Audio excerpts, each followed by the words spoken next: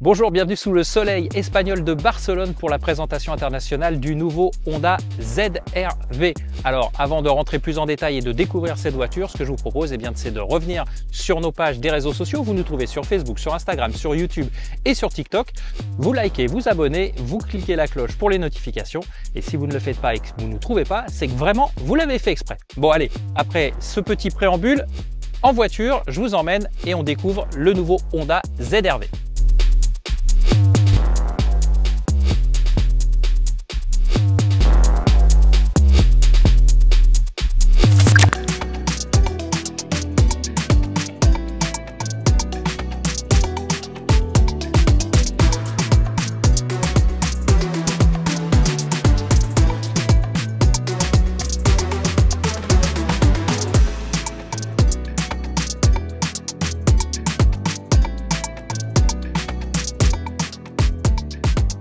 Voici donc les deux versions qui seront commercialisées en France en ce qui concerne le ZR-V. On a ici sur la bleue la version Sport et le blanc, ça sera la version Advance qui représente le haut de gamme.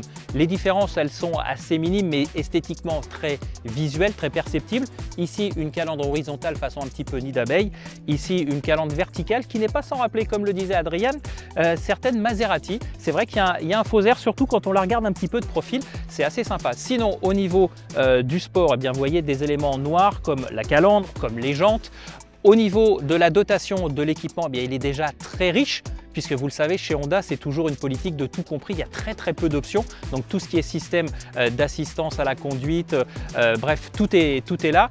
La seule différence, c'est qu'à l'intérieur, on a un habitacle avec des sièges en tissu et en cuir, alors que sur l'Advance, on a du cuir d'origine. Du côté de l'Advance, on a également un toit panoramique dans la dotation d'origine.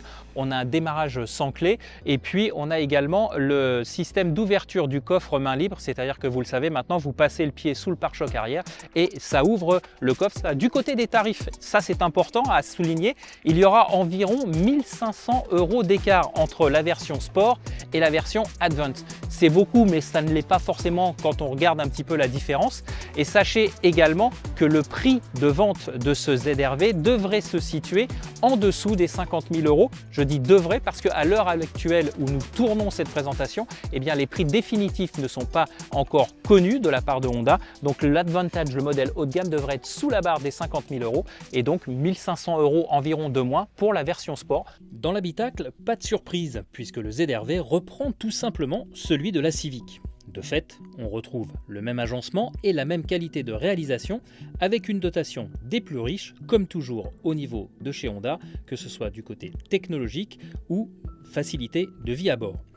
L'ergonomie des commandes, elle, est toujours efficace. En façade, la seule différence se situe au niveau des aérateurs de la grille de ventilation puisque l'on retrouve ces palettes en lieu et place des boutons de la Civic. La sellerie est en cuir d'origine et les sièges offrent un confort et un maintien efficace tant à l'avant qu'à l'arrière où deux adultes seront parfaitement à leur aise.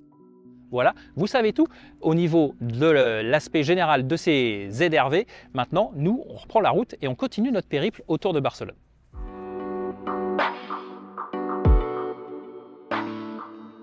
Alors au volant de ce ZR-V Honda, on est en terrain connu tout simplement parce que la chaîne dynamique, c'est exactement la même que sur la Civic.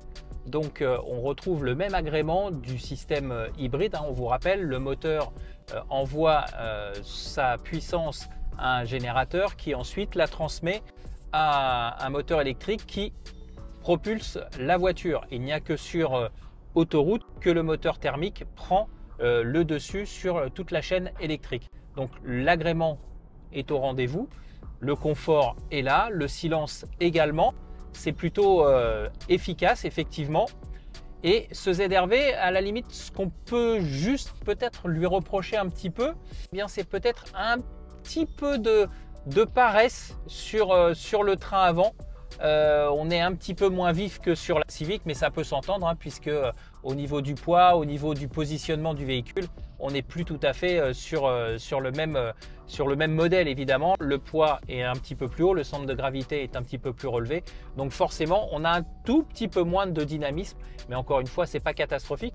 D'autant plus que ce ZR-V, il va s'adresser à des familles et qu'on n'aura pas forcément au volant toujours envie d'attaquer pour l'inconfort de madame et de nos chères têtes blondes. Alors il y a 4 modes de conduite sur ce ZR-V. Il y a une conduite économique, un mode normal, un mode sport qui permet de tirer un petit peu plus sur les rapports, et puis un mode snow. Alors on est à Barcelone au mois de juin, il fait 25 degrés dehors, donc c'est sûr que le mode snow on va pas l'utiliser tout de suite, mais en tout cas le mode snow vous pourrez l'utiliser par exemple sur des chemins avec une adhérence un peu précaire. Ça permettra de tirer le plein potentiel du ZR-V.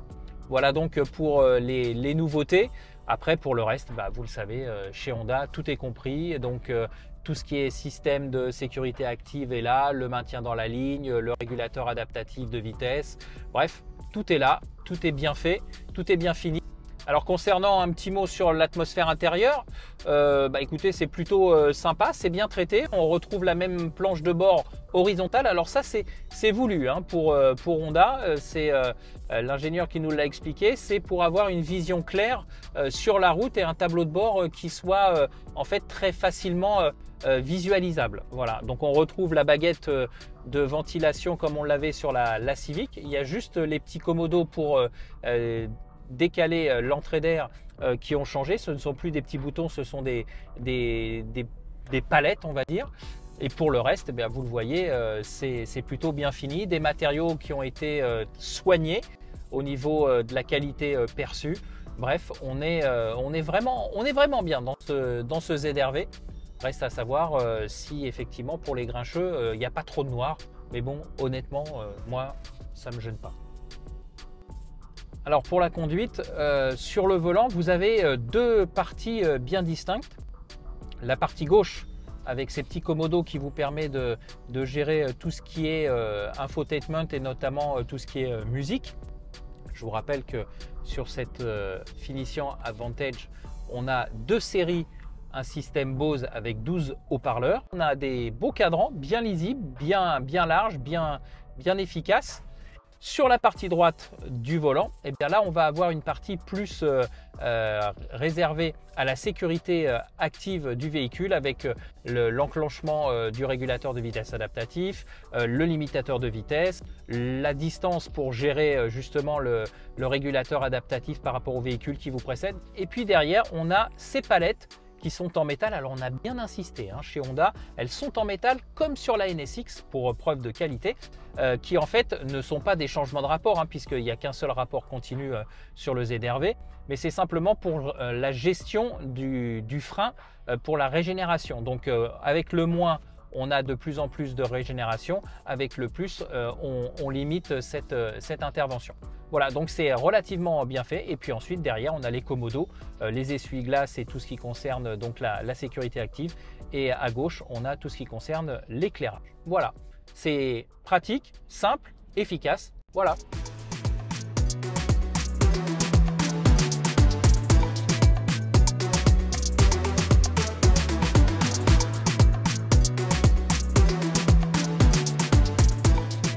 Voilà, c'est ici sur les bords de la Méditerranée, pas très loin de Barcelone, que s'achève notre road trip pour la présentation internationale de ce Honda ZR-V. Alors oui, je sais, vous avez vu le cadre, vous allez nous dire, ils ne s'embêtent pas, ils ont la belle vie, ils se la coulent douce, mais on a quand même un peu travaillé pour vous malgré tout, et on n'aura même pas le temps de piquer une tête dans la piscine puisqu'il faut qu'on reparte à l'aéroport pour notre avion. Eh oui, c'est dur la vie. Bon, enfin bref.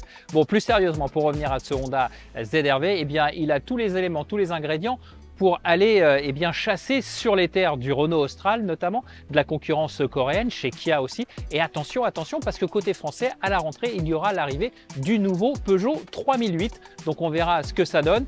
D'ici là, sachez que les commandes sont ouvertes à partir de juillet pour ce ZR-V et que les premières livraisons auront lieu au mois de septembre. D'ici là, portez-vous bien. Nous, on se quitte sur ces images, oui, je sais, quelque peu paradisiaques. À très bientôt pour un prochain numéro de Fastback.